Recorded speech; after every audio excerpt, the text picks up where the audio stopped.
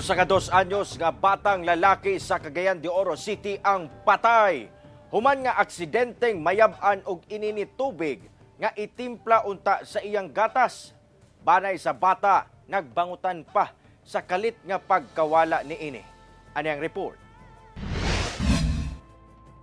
Nakurat og halos di pa makatuo ang pamilyang Balili sa barangay Kanituan sa Cagayan de Oro City.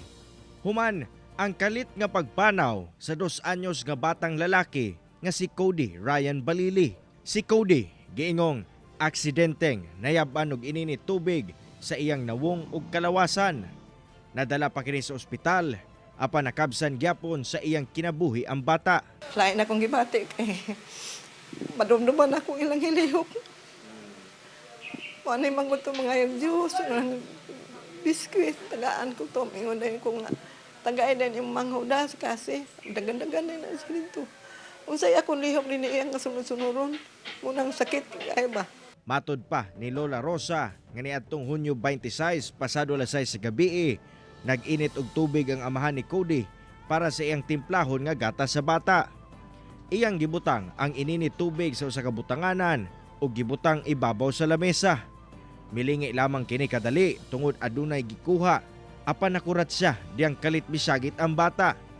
Dito na day kini napaso human nga gikuha ni Cody ang gibutangan sa ininit tubig ug nayabo sa iyang nawong ug lawas. Nag-init mo sa tubig, nagkuha sa bibiron o kuan kay gibutang niya dito sa kanaang yahong nga gamay.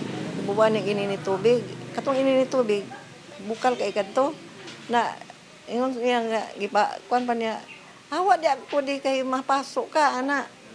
Na naingon man siya paglingi niya dito nakasabya sa iyang ulo. Haris ang naong peredapitas ng kubuko. Ang inahan sa bata ang bag-o lang nakaabot sa abroad aron manarbaho. Problema sab sa pamilya, sanglit ang inahan sa bata ang bag-o lang nakaabot sa abroad aron manarbaho. Karon ginahikay na nila ang pagpalubong kang Cody. Inaotanta nga